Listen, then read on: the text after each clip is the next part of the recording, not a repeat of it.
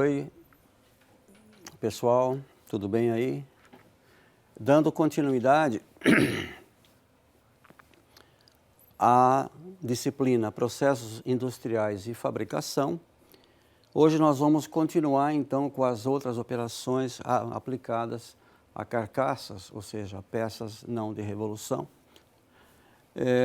que são as operações de furação, alargamento, mandrilamento. Eu sou Oswaldo Luiz Agostinho e nossa programação de aula é esta aqui. Somente lembrando que a gente vai utilizar a apostila de Engenharia de Fabricação Mecânica, que é minha, né? Então, na aula 24, nós vamos ainda falar um pouquinho sobre fresamento e sobre retificação interna planetária. Vamos falar de usinagem de carcaças bipartidas. Vamos falar de operações de furação. Vamos falar de operações de mandrilamento. Vamos falar de ferramental utilizado em operações de mandrilamento.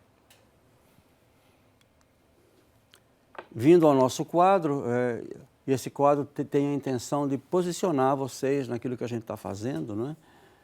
Então, agora nós estamos acrescentando, além do fresamento e da retificação, visto que nós já tínhamos visto torneamento e brochamento, agora estamos acrescentando furação, alargamento, mandrilamento, né? Outra vez dentro do aspecto que, dentro dos aspectos gerais das teorias desses processos, que são particularizados para a colocação deles em operações do roteiro de manufatura.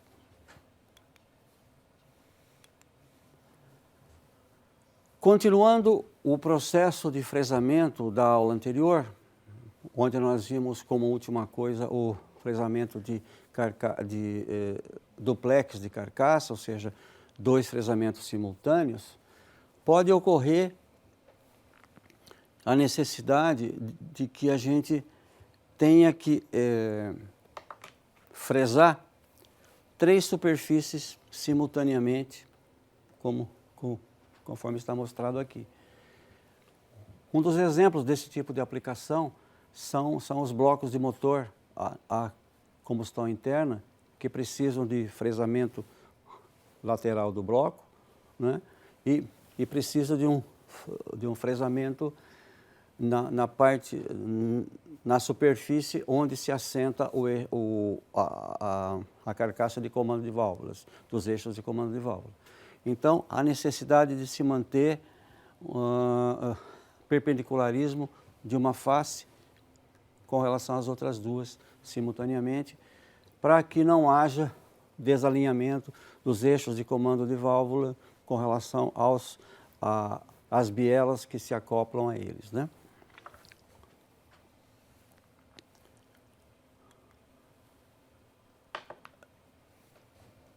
Até agora nós vimos as carcaças que não eram separadas, não eram bipartidas ou tripartidas, né? Então agora nós vamos conversar um pouco das usinagens em carcaças que são bipartidas, como essas, por exemplo, né? Vocês têm a carcaça superior, a carcaça inferior, aqui estão os furos que vão ser mandrilados, né? E tanto na carcaça superior quanto na carcaça inferior, existe uma superfície aqui que tem que ser fresada para que se possa assentar uma sobre a outra, né? Ou tampa superior ou tampa inferior. E os furos mandrilados vão ser feitos após a fixação da tampa superior na tampa inferior, com operações então de mandrilamento dos furos, né?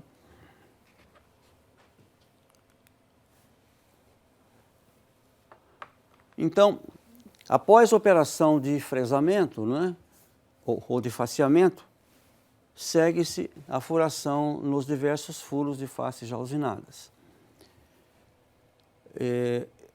Esses furos, eles têm duas funções principais que foram colocadas quando o projetista dessa peça assim o fez enquanto produto, né?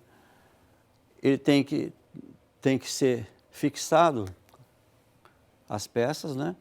E tem que se criar uma referência de localização das peças que se unem, que após a união deve se manter dentro de desvios permitidos, né? Ou seja, para que com isso garantir alinhamento dos furos que são feitos posteriormente. Exemplo, quando vocês têm um bloco de motor e a tampa dos eixos de comando de válvula, elas são montadas de modo a garantir alinhamento dos furos dos furos de pistão que serão posteriormente usinados no bloco de motor e garantir que as bielas atinjam os eixos de comando de válvula adequadamente. Essa é uma das aplicações práticas mais comuns que a gente tem, né? Então, tem que ser tomar conta da referência de localização. Aqui é feita uma descrição, eu não quis simplificar, né, porque eu sei que esse material chega a vocês, mas eu quis dizer o seguinte: se vocês considerarem o conjunto da caixa de câmbio de um carro, vocês têm aqui o item 4, é a chamada carcaça da embreagem, onde vai alocada a embreagem do carro. Aqui a caixa de câmbio, propriamente dita, a peça 2, onde vão os eixos e as engrenagens quando se faz a troca de marcha. E essa peça aqui, que é normalmente conhecida como prolongamento, quando se tem uma série de dispositivos mecânicos para se fazer a troca das marchas quando vocês acionam a alavanca, né? Então, há necessidade de se localizar a peça 2 com relação à peça 4 com muito cuidado, permitindo que haja sempre alinhamento entre eles quando se monta ou desmonta. E da mesma maneira, quando se faz a fixação da peça 2 com a peça 3, para se garantir que quando vocês trocam a marcha, ela não fica dura para trocar. Ela não, como a gente fala na gíria, ela passa a engripar, né? Então, há necessidade de furações de localização muito precisas para que isso não aconteça na montagem e na desmontagem. Vocês me desculpam essa descrição um pouco mais detalhada, mas é muito mais para vocês terem como referência quando lerem esses slides, né?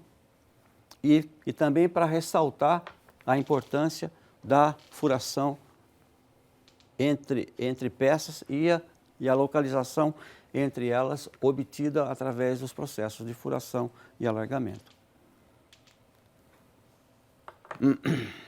Quase sempre se usa por exemplo, se essa peça for a peça a sofrer operação de furação, se usa o que se chama de máscaras de furação, né?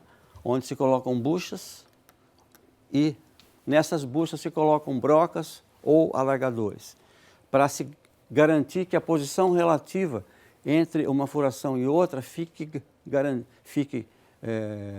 obtida no projeto da máscara, que coloca as furações nos seus respectivos lugares, né? E se usa, então, brocas de 2 a 4 sulcos, alargadores de aço rápido e machos para se fazer as roscas, né? Como ferramental de fixação para essas operações de furação e alargamento, né? Os dispositivos de fixação que estão representados por esse desenho aqui, onde está a peça, né? E também onde se fixa, eles têm que ter uma fixação rápida e firme, ou seja, pode ser acionadas mecanicamente ou através de dispositivos hidráulicos, né? Deve manter a localização através da máscara de furação, que então garante a posição relativa entre os furos, né? E a passagem das ferramentas que vão fazer a furação e o rosqueamento é feita através dessas buchas de localização, que são colocadas dentro dos furos das máscaras, né? A máscara ela fica alocada nesse dispositivo de fixação através de pinos de guia, outra vez para você poder tirar e pôr, sem comprometer com isso as tolerâncias de localização, de alinhamento, etc.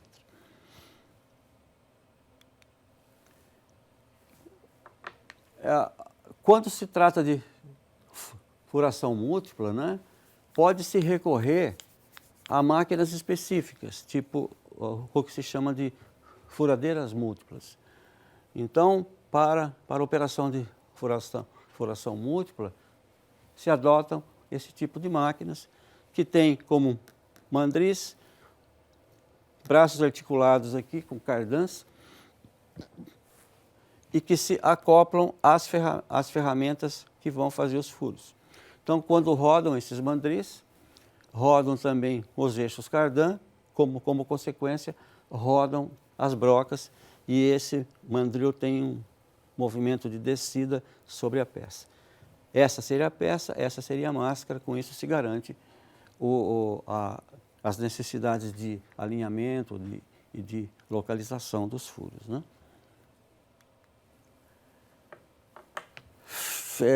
A gente tendo entendido as operações de furação e de alargamento e suas necessidades com relação a posicionamento, localização, etc., nós podemos ir um pouco mais em frente e falarmos um pouco sobre aquilo que a gente conhece como operações de mandrilamento, que é uma operação bastante, digamos, nobre dentro do roteiro de manufatura. Todas são nobres, mas elas são nobres também porque elas no caso de caixa de engrenagens, né, elas mantêm as condições necessárias para o engrenamento com folga, né, com folga pré-calculada. Ela tem que garantir o alinhamento de dois furos que normalmente servem de apoio para o eixo de suporte das engrenagens, ou seja, são dois furos, né, onde você coloca um eixo e esse eixo não pode ter desvios de alinhamento. Ela também define as distâncias entre centros do engrenamento, que é muito importante, porque senão as engrenagens não conseguem se engrenar com perfeição. E garante, no caso de motores a combustão interna, garante o posicionamento dos furos de assentamento de pistões em motores a combustão interna. Ou seja, cada furo daquele, ele tem que ser garantido por uma operação de mandrilamento, né?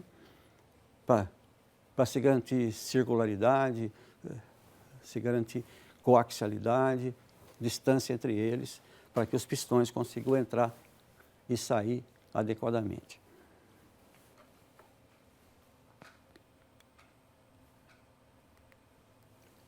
Aqui, essa figura mostra exatamente isso. Vocês têm aqui, ó, um furo mandrilado, outro furo mandrilado, outro furo mandrilado, não é? Aqui vocês têm uma engrenagem, né? Suponham isso, né? Uma engrenagem que está rodando, está se engrenando a outra, está se engrenando a outra. 1, 2 e 3, né? 1, 2 e 3.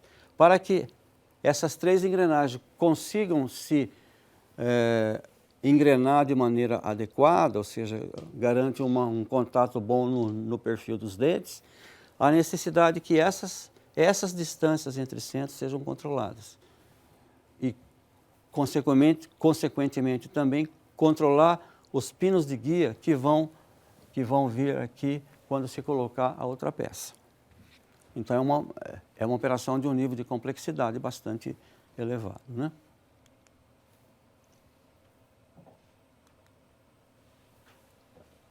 É claro que a necessidade de fazer também, além de manter a distância entre os centros, né, a operação de mandrilamento tem que estar garantida através do alinhamento dos furos que servem de apoio ao mesmo eixo, né?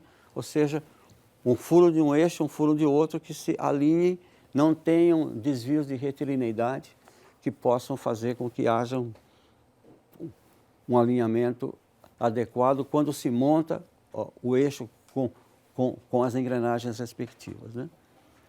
Se tiver um eixo desalinhado com relação ao outro, haverá diminuição da zona de contato das engrenagens, né? E essas especificações são conseguidas em operações de mandrilamento, onde a usinagem é feita simultaneamente. Aqui, por exemplo, se garante o alinhamento desses furos, desde que se faça operação de mandrilamento que garanta esse alinhamento dentro de desvios de retilineidade e coaxialidade adequados, né?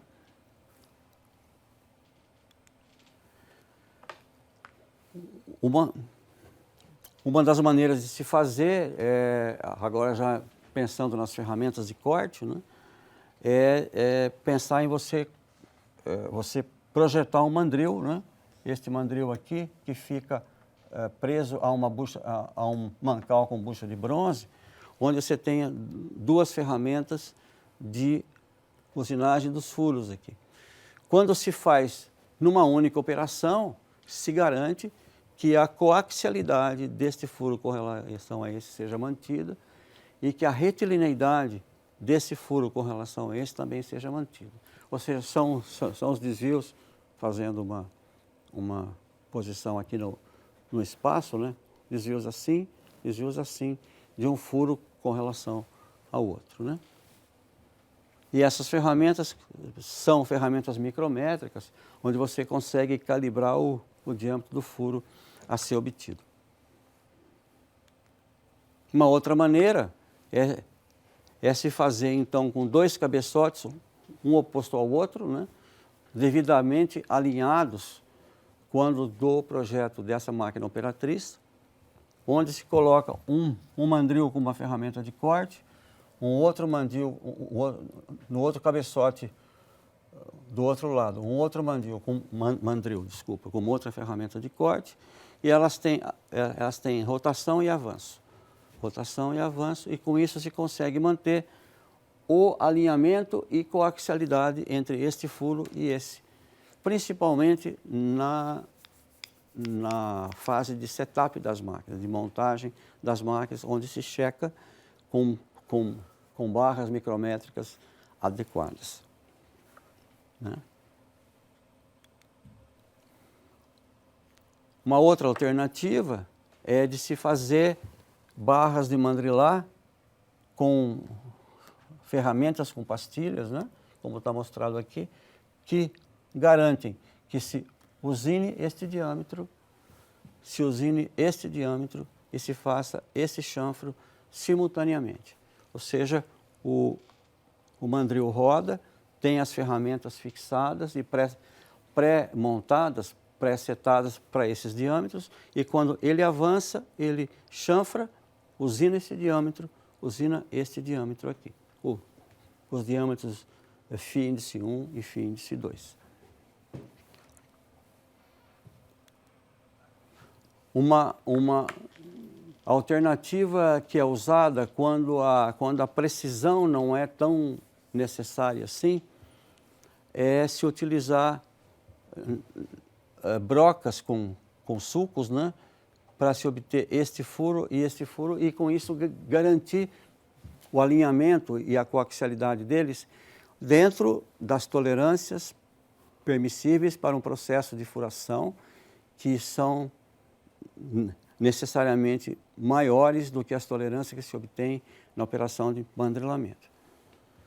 Ou então faz-se essa operação de furação e posteriormente se termina os furos através de uma operação de alargamento que vai dar dimensões finais aos furos mandrilados.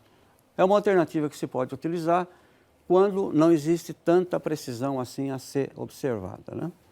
Mesmo porque as operações de furação e de alargamento não são muito adequadas para manter desvios de posição adequados. Com isso, a gente termina essa fase de operações em peças não assimiláveis a sólidos de revolução, garantindo para vocês um grande espectro, desde torneamento, passando por alargamento, furação, retificação, furação, mandrilamento, etc. Nas próximas aulas, a gente vai procurar pegar tudo isso que foi dado para vocês e fazer um exercício completo sobre isso. Muito obrigado, então.